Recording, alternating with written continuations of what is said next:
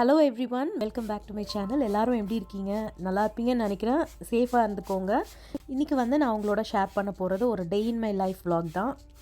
இது Thursday shoot பண்ணது. இதில் நான் ஒரு ரெசிப்பியும் ஷேர் பண்ணியிருக்கேன். ஸோ பார்த்து ட்ரை பண்ணுங்கள். மார்னிங் டு ஈவினிங் ரொட்டீன் இதில் இருக்கும். மார்னிங் பார்த்திங்கன்னா என்னோடய ஹஸ்பண்ட் ரொம்ப ஏர்லியாகவே ஆஃபீஸ் போயிட்டாங்க. ஸோ பிரேக்ஃபாஸ்ட் நான் எங்களுக்கு எதுவுமே பண்ணலை. ஸ்வீட்டிக்கு பார்த்திங்கன்னா நான் காம்ப்ளான் கலக்கி கொடுக்க போகிறேன்.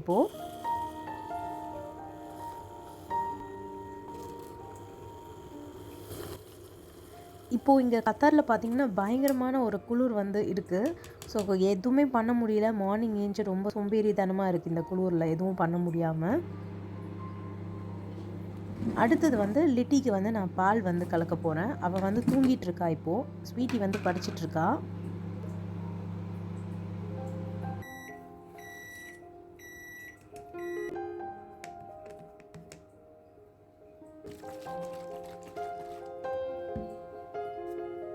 இந்த குட்டீஸ்க்கு மட்டும் ஏதாவது பிரேக்ஃபாஸ்ட் ரெடி பண்ணி கொடுக்கணும். ஸோ அவளுக்கு காம்ப்ளானும் இவளுக்கு பாலும் கொடுத்து முடிச்சுட்டு நான் எனக்கு காலையிலேயே போட்ட டீ இருந்தது, அதை குடிக்கிறேன். ஸ்வீட்டி பார்த்திங்கன்னா காம்ப்ளான்லாம் குடிச்சிட்டு திருப்பி படிக்க ஸ்டார்ட் பண்ணிட்டா. அவள் கொஞ்ச நேரம் படித்து முடிப்பா. இன்றைக்கி மத்தியானம் லன்ச் மட்டும் ரெடி பண்ணோம். அதுக்கு முன்னாடி வீட்டில் இருந்த கொஞ்சம் வேலையெல்லாம் நான் முடிச்சிட்டேன். அதுக்கு அடுத்தது பார்த்திங்கன்னா இந்த குட்டீஸ் 2 பேருக்கும் அவளும் லிட்டியும் எந்திரிச்சாச்சு. அவளையும் ரெடி பண்ணிவிட்டு இவங்களுக்கு ஒரு சிம்பிளான ஒரு பிரேக்ஃபாஸ்ட் ரெடி பண்ணி தர போகிறேன். வீட்டில் பார்த்திங்கன்னா கொஞ்சம் ப்ரெட் இருந்தது. அதை வச்சு ஒரு ப்ரெட் ஆம்லெட் பண்ணலாம் அப்படின்னு சொல்லிட்டு நான் கொஞ்சம் வெஜிடபிள்ஸ் கட் பண்ணேன். வெஜிடபிள்ஸ் பார்த்திங்கன்னா பெருசாக ஒன்றும் இல்லை. வெங்காயம், தக்காளி, அதுக்கப்புறமா ஒரே ஒரு கேப்சிகம் மட்டும் தான் நான் சேர்த்துருக்கேன். இதில் கேரட் போடுறதுனா கூட கேரட், பீன்ஸ் என்ன வேணால் நீங்கள் ஆட் பண்ணிக்கலாம். குழந்தைங்களுக்கு இந்த மாதிரி மார்னிங் செஞ்சு கொடுத்தா அவங்களுக்கு ரொம்ப நல்லது. நான் ஒரு 2 முட்டை சேர்த்துட்டு அதில் கொஞ்சமாக பெப்பரும் சால்ட்டும் போட்டு நல்லா இந்த மாதிரி பீட் பண்ணி எடுத்துக்கிட்டேன். குட்டீஸ்க்குன்றதுனால நம்ம பட்டர் போட்டு பண்ணி கொடுத்தோம் அப்படின்னா அவங்களுக்கு நல்லா பிடிக்கும். இது இப்போ கட் பண்ணி வச்சுருக்க கேப்சிகம், வெங்காயம், அதுக்கப்புறம் தக்காளி எல்லாத்தையும் இதில் போட்டு நல்லா மிக்ஸ் பண்ணிவிட்டு கொஞ்சமாக பேனில் பட்டர் போட்டுட்டு அதுக்கப்புறமா இந்த முட்டையை அதில் சேர்க்க போகிறேன்.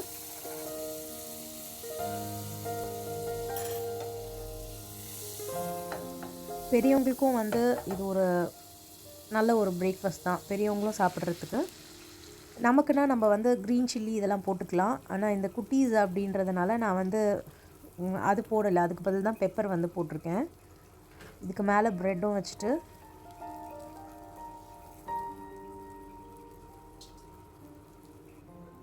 முட்டை கொஞ்சம் வெந்த பிறகு அப்படியே திருப்பி போட்டு ப்ரெட்டை டோஸ்ட் பண்ணி எடுத்துட வேண்டியது தான்.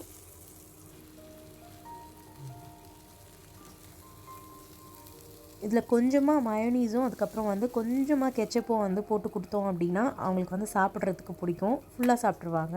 அப்படி இல்லாட்டி கொஞ்சம் சாப்பிட்டுட்டு மீதியெல்லாம் வச்சுருவாங்க. இந்த டேஸ்ட் இருக்கிறதுனால சாப்பிட்ருவாங்க அவங்க ஃபுல்லாக. சீஸ் இருந்தால் சீஸும் போட்டு கொடுக்கலாம். இன்றைக்கி பார்த்திங்கன்னா சீஸ் இல்லை வீட்டில், அதனால் நான் இது மட்டும் தான் இதில் சேர்த்துருக்கேன்.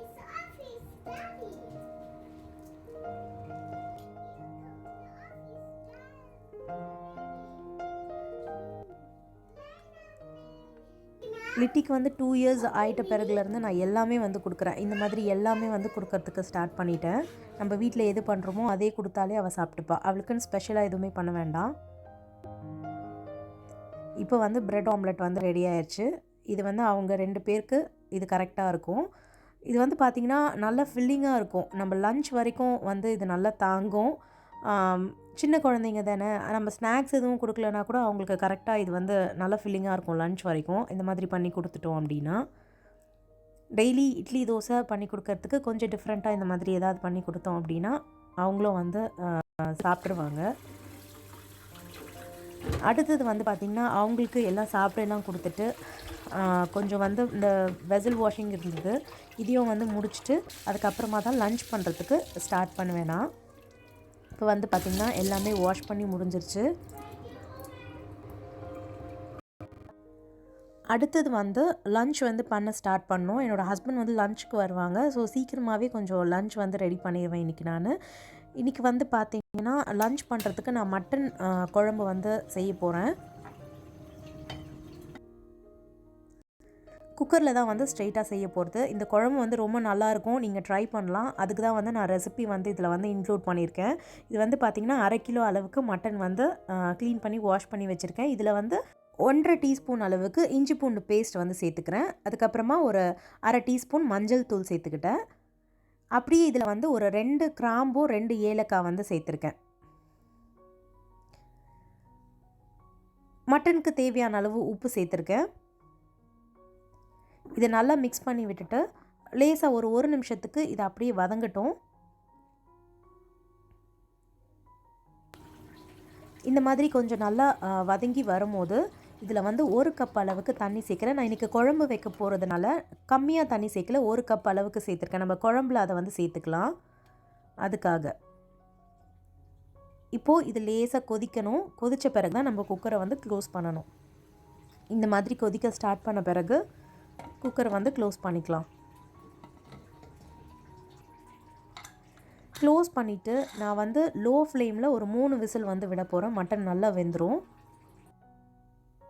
இப்போ வந்து பார்த்திங்கன்னா வீட்டில் இஞ்சி பூண்டு பேஸ்ட் இல்லை, அதனால் நான் இஞ்சி பூண்டு பேஸ்ட் அரைச்சேன். அதை வந்து ஒரு பாக்ஸில் வந்து சேர்த்துட்டு இதை வந்து நான் ஸ்டோர் பண்ணி வச்சுப்பேன். ஒரு 2-3 நாளைக்கு வந்து இது வரும். இப்போ நம்ம வின்டர்ன்றதுனால டெய்லி எப்படியும் ஏதாவது ஒரு நான்வெஜ் செய்கிறோம். ஸோ இது மாதிரி அரைச்சி வச்சுக்கிறது நல்லது இல்லையா, அதனால் அரைச்சி வச்சுக்கிட்டேன். அதுக்கப்புறம் வந்து பார்த்திங்கன்னா இப்போ வந்து 3 விசில் வந்துட்டு ப்ரெஷர் வந்து தானாகவே ரிலீஸ் ஆயிடுச்சு. இப்போ ஓப்பன் பண்ணிக்கலாம் குக்கரை. மட்டன் நல்லா வெந்திருக்கு. நம்ம சேர்த்து அந்த 1 கப் தண்ணி வந்து இந்த அளவுக்கு ஆயிருக்கு வெந்த பிறகு. இப்போ குழம்பு வைக்கிறதுக்கு வந்து ஸ்டார்ட் பண்ணிக்கிறேன். ஒரு கடாயில் வந்து 2 டேபிள் ஸ்பூன் அளவுக்கு எண்ணெய் வந்து சேர்த்துருக்கேன். இதில் 2 வெங்காயம், கொஞ்சம் சின்ன சைஸ் வெங்காயமாக 2 வெங்காயம் கட் பண்ணிவிட்டு கூடவே கொஞ்சம் கருவேப்பிலையும் சேர்த்துட்டு எண்ணெயில் சேர்த்தாச்சு. இது கொஞ்சம் கலர் மாறுற அளவுக்கு வதக்கிக்கலாம். இதுக்கு கூடவே வந்து பார்த்திங்கன்னா நான் உருளைக்கிழங்கு ஒரு 2 உருளைக்கிழங்கும் ஒரு முருங்கைக்காவும் சேர்க்க போகிறேன். உருளைக்கிழங்கு வந்து குழந்தைக்கு கொடுக்கலாம். ஸோ அதனால் உருளைக்கிழங்கு சேர்த்துருக்கேன், அவளுக்கு பிடிக்கும் அது. அப்படியே இதில் 1 டீஸ்பூன் அளவுக்கு இஞ்சி பூண்டு பேஸ்ட், நம்ம ஏற்கனவே மட்டன் வேக வைக்கும் போது ஒரு 1.5 டீஸ்பூன் சேர்த்துருக்கோம். அதனால் இதில் 1 டீஸ்பூன் மட்டும் சேர்த்துட்டு அது கொஞ்சம் வாசனை போகிற வரைக்கும் வதக்கி விட்டுட்டு அதுக்கப்புறமா இதில் ஒரு 1.5 தக்காளி வந்து சேர்த்துக்கிறேன். பெரிய தக்காளியாக இருந்தால் 1 சேர்த்துக்கோங்க, சின்னதாக இருக்கிறதுனால நான் 1.5 தக்காளி சேர்த்துட்டேன். நம்ம லெமன் எதுவும் இதில் சேர்க்க போகிறதில்ல, இதோட புளிப்பு தான் இதில் இருக்கும். தக்காளி கொஞ்சம் நல்லா வதங்கின பிறகு முருங்கைக்காவும் உருளைக்கிழங்கும் இதில் வந்து சேர்த்துடலாம். சேர்த்துட்டு இதையும் வந்து ஒரு நிமிஷத்துக்கு நல்லா மீடியம் ஃப்ளேமில் வச்சுட்டு வதக்கி விட்டுட்டோம் அப்படின்னா இந்த மாதிரி ஆயிடும். இப்போ வந்து இந்த காய்கறிக்கு தேவையான உப்பு மட்டும் சேர்த்துக்கிறேன். மட்டனில் நம்ம ஏற்கனவே உப்பு சேர்த்துருக்கோம், அதனால் இந்த உருளைக்கிழங்குக்கும் முருங்கைக்காய்க்கும் தேவையான உப்பு சேர்த்துட்டு இதில் மசாலாலாம் ஆட் பண்ணிடலாம். மஞ்சத்தூளும் நம்ம அதிலேயே சேர்த்துட்டோம், அதனால் இதில் சேர்க்கல. இதில் வந்து பார்த்திங்கன்னா 2 டீஸ்பூன் அளவுக்கு சில்லி பவுடர் மிளகாய் தூள் சேர்த்துருக்கேன். அதுக்கப்புறமா 1 டேபிள் ஸ்பூன் அளவுக்கு மல்லித்தூள், கூடவே வந்து 1 டீஸ்பூன் அளவுக்கு குழம்பு மல்லித்தூள் சேர்த்துருக்கேன். அது இல்லை அப்படின்னா நீங்கள் எக்ஸ்ட்ரா வந்து 1 டீஸ்பூன் மல்லித்தூள் சேர்த்துக்கோங்க. அது இருந்துச்சுன்னா அது 1 டீஸ்பூன் சேர்த்துக்கோங்க. அடுத்தது வந்து பார்த்திங்கன்னா 1 டீஸ்பூன் அளவுக்கு கரம் மசாலா சேர்த்துருக்கேன். இதெல்லாம் சேர்த்து நல்லா இந்த மாதிரி வதக்கி விட்ட பிறகு நம்ம வந்து வேக வச்ச மட்டனில் இருக்கிற கொஞ்சம் அந்த சூப் எடுத்து இதில் வந்து சேர்க்க போகிறோம். இது எதுக்குன்னா இந்த உருளைக்கிழங்கும் முருங்கைக்காவும் வேகிறதுக்காக. நம்ம மட்டனோடு சேர்த்துட்டோம் அப்படின்னா மட்டன் இன்னும் வெந்துடும். இப்போவே மட்டன் வந்து கரெக்டாக வெந்திருக்கு. ஸோ அதை தனியாக வச்சுட்டு இதை தனியாக வேக வச்சிடலாம். இதில் இப்போ நல்லா மிக்ஸ் பண்ணிவிட்டு ஒரு 2-3 நிமிஷத்துக்கு லோ ஃப்ளேமில் இதை க்ளோஸ் பண்ணி வச்சிடலாம். அதுக்குள்ளே வந்து தேங்காய் மசாலா வந்து அரைச்சிக்கலாம். தேங்காய் பேஸ்ட் ஒரு 4 டேபிள் ஸ்பூன் அளவுக்கு தேங்காய் வந்து சேர்த்துருக்கேன் மிக்ஸி ஜாரில். கூடவே வந்து 1 டீஸ்பூன் அளவுக்கு சோம்பு வந்து சேர்த்துருக்கேன்.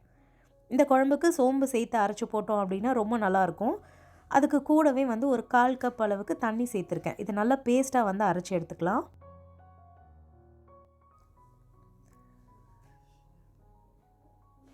இந்த மாதிரி நல்லா பேஸ்ட்டாக அரைச்சி எடுத்துகிட்டு வச்சுக்கலாம். இப்போ நம்ம குழம்புல அப்புறமா கடைசியாக மட்டன் சேர்த்த பிறகு தான் இதை வந்து சேர்க்க போகிறோம். இப்போ வந்து பார்த்திங்கன்னா உருளைக்கிழங்கு முருங்கைக்காலாம் நல்லா வெந்துருச்சு.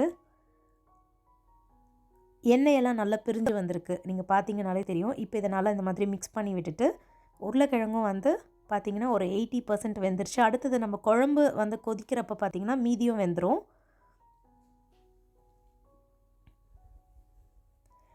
இப்போது இதில் நம்ம மட்டனை வந்து சேர்த்துக்கலாம்.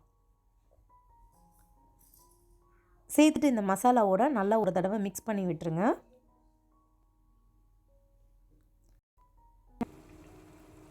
இந்த மாதிரி நல்லா மிக்ஸ் ஆன பிறகு இதில் வந்து நம்ம அரைச்சி வச்சுருக்க தேங்காய் பேஸ்ட்டை வந்து சேர்த்துக்கலாம்.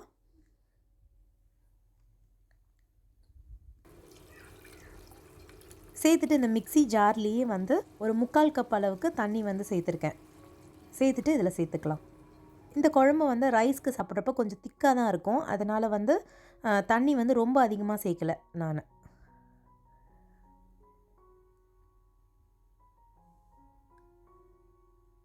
இது நல்லா மிக்ஸ் பண்ணி விட்டாச்சு. இப்போது உப்பெல்லாம் கரெக்டாக இருக்கான்னு பார்த்துக்கோங்க இந்த ஸ்டேஜில்.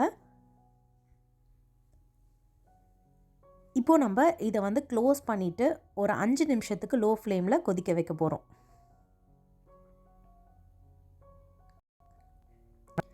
இது கொதிக்கிறதுக்குள்ளே பார்த்திங்கன்னா நான் வந்து கூட வந்து சைட் டிஷ்க்கு வந்து பீன்ஸ் பொரியல் வந்து பண்ண போகிறேன். பீன்ஸ் பொரியல் வந்து கொஞ்சம் அவசரமாக பண்ணுறதுனால வெங்காயம்லாம் தாளிக்க போகிறதில்ல, அப்படியே கட் பண்ணி சேர்த்துருக்கேன். பீன்ஸ், அதுக்கப்புறம் வந்து ஒரு பாதி வெங்காயம், கூட வந்து ஒரு 2 பச்சை மிளகாய், ஒரே ஒரு பல்லு பூண்டும் குட்டியாக கட் பண்ணி சேர்த்துருக்கேன். இப்போ கடாயில் வந்து 1 டீஸ்பூன் அளவுக்கு தேங்காய் எண்ணெய் சேர்த்துருக்கேன். இதில் வந்து கொஞ்சம் கடுகும் உளுந்தும் சேர்த்துக்கலாம். இது ரெண்டும் பொரிஞ்சதும் கொஞ்சமாக கருவேப்பிலை சேர்த்துக்க போகிறேன். அவ்வளோதான், இது பொரிஞ்சிருச்சு இல்லையா? இப்போது நம்ம கட் பண்ணி வச்சுருக்க பீன்ஸ் அப்படியே சேர்த்துட்டு இதில் தேவையான அளவு உப்பும் சேர்த்துட்டு நல்லா ஒரு தடவை மிக்ஸ் பண்ணணும்.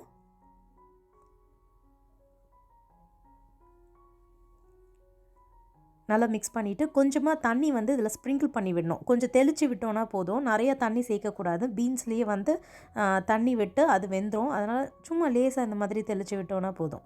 இப்போ இதை க்ளோஸ் பண்ணிவிட்டு ஒரு 3லேருந்து 4 நிமிஷம் வந்து லோ ஃப்ளேமில் வச்சோம் அப்படின்னா நல்லா வந்து வெந்துடும் இது. அதுக்குள்ளே பார்த்திங்கன்னா நம்மளுக்கு மட்டன் குழம்பும் வந்து நல்லா கொதிச்சிருச்சு. நல்ல ஒரு ஸ்மெல் வந்துட்டுருக்கு. முருங்கைக்காய் சேர்த்ததுனால முருங்கைக்காயோட ஸ்மெல். இதில் கொஞ்சமாக மல்லி இலை சேர்த்துக்கலாம்.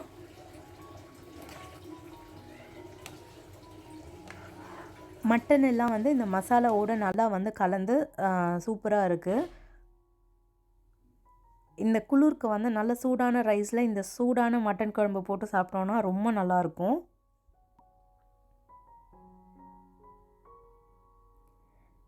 இப்போ வந்து லஞ்சுக்கு மட்டன் குழம்பு வந்து ரெடி ஆயிடுச்சு. அடுத்தது வந்து பார்த்திங்கன்னா பீன்ஸ் பொரியல் வந்து ரெடி ஆயிடுச்சு. நான் கொஞ்சம் அந்த மட்டன் குழம்பை வந்து ஷூட் பண்ணிகிட்டு இருந்ததில் லேசாக வந்து இந்த மாதிரி கொஞ்சம் கருகிருச்சு. இது பீன்ஸ் ஒன்றும் ஆகலை, கடாய் மட்டும் கருகிருக்கு. இதில் கடைசியாக வந்து ஒரே ஒரு டேபிள் ஸ்பூன் அளவுக்கு துருவின தேங்காய் சேர்த்துட்டு மிக்ஸ் பண்ணி விட்டுட்டு போகிறேன். அவ்வளோதான், பீன்ஸ் பொரியலும் ரெடி. கூட ஒரு அப்பளம் மட்டும் வச்சோன்னா போதும்.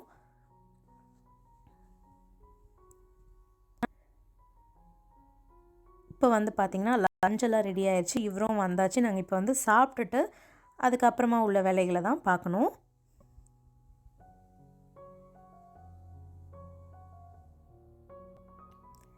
இந்த குழம்பு வந்து நீங்கள் வீட்டில் ட்ரை பண்ணி பாருங்கள், ரொம்ப நல்லாயிருக்கும். இது இட்லிக்கு வந்து சாப்பிட்டோம் அப்படின்னா ரொம்ப நல்லாயிருக்கும். இட்லிக்கு கொஞ்சம் தண்ணியாக இருக்கணும். தோசை, சப்பாத்தி, பரோட்டா, அதுக்கு கூட இடியாப்பம், ஆப்பம் எல்லாத்துக்குமே ரொம்ப நல்லாயிருக்கும் இது. லஞ்செல்லாம் முடிச்சுட்டு வந்து பார்த்திங்கன்னா ஈவினிங் வந்து ஆயிடுச்சு. நான் லஞ்ச் முடிச்சுட்டு அதுக்கப்புறம் பண்ண வேலைகளெல்லாம் வந்து நான் எதுவும் ஷூட் பண்ணலை. எனக்கு கரெக்டாக இருந்தது இந்த குட்டில். அவங்களுக்கெல்லாம் சாப்பிட கொடுத்துட்டு தான் நாங்கள் சாப்பிட்டோம். அதுக்கப்புறம் உள்ள வேலையெல்லாம் நிறையாவே இருந்துச்சு. இப்போ வந்து பார்த்திங்கன்னா ஈவினிங் வந்து நாங்கள் காஃபி போட்டு குடித்தாச்சு. அதுக்கப்புறம் நைட்டு டின்னர் பண்ணுறதுக்கு ஸ்டார்ட் பண்ணுறேன். மாவு வந்து நான் வீட்டில் அரைச்சி ரொம்ப நாள் ஆகுது. நாங்கள் பக்கத்தில் ஒரு இடத்துல மாவு வாங்கிட்டு இருந்தோம். அவங்க வந்து வீட்டில் பண்ணி தருவாங்க. இப்போ அவங்களுக்கெல்லாம் வந்து ஃபீவர் அப்படின்றதுனால மாவு வந்து கொஞ்ச நாளைக்கு கிடைக்காது. ஒன்று வீட்டில் அரைக்கணும், இல்லை வெளியே தான் வாங்கணும். இன்றைக்கி வந்து பார்த்திங்கன்னா வெளியே தான் வாங்கியிருக்கோம். இது வந்து இந்தியன் காஃபி ஹவுஸோட இட்லி மாவு. இதில் வந்து பார்த்திங்கன்னா இட்லி ரொம்ப நல்லா வரும். தோசைக்கு வந்து பார்த்திங்கன்னா பாப்புலர் மாவு வந்து நல்லாயிருக்கும். இட்லிக்கு வந்து ரொம்ப சாஃப்டான இட்லி நல்லா இருக்கணும் அப்படின்னா இந்த மாவு வந்து ரொம்ப நல்லாயிருக்கும். இதில் வந்து நம்ம உப்பு மட்டும் தான் ஆட் பண்ணணும்.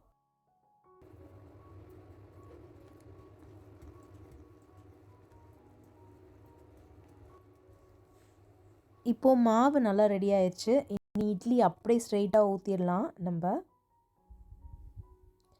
இந்த இட்லி பார்த்திங்கன்னா நல்லா சாஃப்டாக இருக்கும். நம்ம வீட்டில் அரைக்கிற மாவு மாதிரியே இருக்கும் இது. ஆனால் எப்போவுமே வெளியே வாங்குறதுக்கு வீட்டில் அரைச்சி சாப்பிட்றது நல்லது. ஆனால் என்றைக்காவது வேணும் அப்படின்ற நேரத்தில் இந்த மாவு வந்து வாங்கி நம்ம யூஸ் பண்ணோன்னா நல்லாயிருக்கும் இது.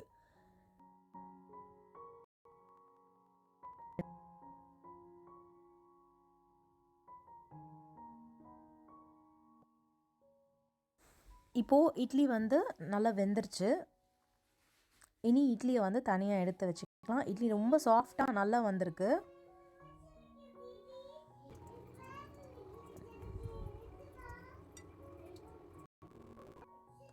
நல்லா சாஃப்டாக வந்திருக்கு, பார்த்தாலே தெரியும். அடுத்தது வந்து பார்த்திங்கன்னா மதியானம் வச்ச மட்டன் குழம்பே இருந்துச்சு. மதியானம் வந்து நல்லா திக்காக வச்சதுனால இட்லிக்கு வந்து கொஞ்சம் தண்ணியாக இருந்தால் நல்லாயிருக்கும் அப்படின்னு சொல்லிட்டு இதில் வந்து ஒரு 3/4 கப் அளவுக்கு திக்கான தேங்காய் பால் வந்து சேர்த்துருக்கேன். கொஞ்சம் தண்ணியாக இருக்கட்டும் குழம்பு அப்படின்னு. ஃப்ரெஷ்ஷாக அரைச்சி சேர்த்தோம் அப்படின்னா நல்லாயிருக்கும். நான் சேர்த்தது வந்து கோகனட் மில்க் பவுடரோட பால் தான். இதில் கொஞ்சம் உப்பு போட்டு ஒரு 5 நிமிஷத்துக்கு கொதிக்க வச்சு எடுத்தோன்னா இது வந்து கொஞ்சம் தண்ணியாக சால்னா மாதிரி ஆகிடும். ஸோ இட்லியில் ஊற்றி சாப்பிட்றப்ப ரொம்ப நல்லாயிருக்கும். இந்த vlog வந்து பார்த்திங்கன்னா அவ்வளோதான், இன்றைக்கி முடிய போகுது. நைட்டு டின்னர் முடிஞ்சிருச்சு. நீங்கள் வந்து இந்த மட்டன் குழம்பு ரெசிப்பியை கண்டிப்பாக வீட்டில் ட்ரை பண்ணி பாருங்கள், ரொம்ப நல்லாயிருக்கும். மட்டன் குழம்பு ட்ரை பண்ணும்போது மறக்காமல் உங்களோட ஃபீட்பேக்கை கமெண்ட் செக்ஷன்லேயும் ஷேர் பண்ணிக்கோங்க. இந்த வீடியோ உங்களுக்கு பிடிச்சிருந்துச்சுன்னா லைக் பண்ணிக்கோங்க, உங்கள் ஃப்ரெண்ட்ஸோடு ஷேர் பண்ணுங்கள். அப்படியே நம்ம சேனலை ஃபர்ஸ்ட் டைம் பார்க்குறீங்கன்னா மறக்காமல் சப்ஸ்கிரைப் பண்ணிவிட்டு பக்கத்தில் இருக்க பெல் ஐக்கனையும் கிளிக் பண்ணிக்கோங்க. ஓகே ஃப்ரெண்ட்ஸ், தேங்க்ஸ் ஃபார் வாட்சிங். இனி நம்ம இன்னொரு வீடியோவில் மீட் பண்ணலாம். அது வரைக்கும் பாய், டேக் கேர்.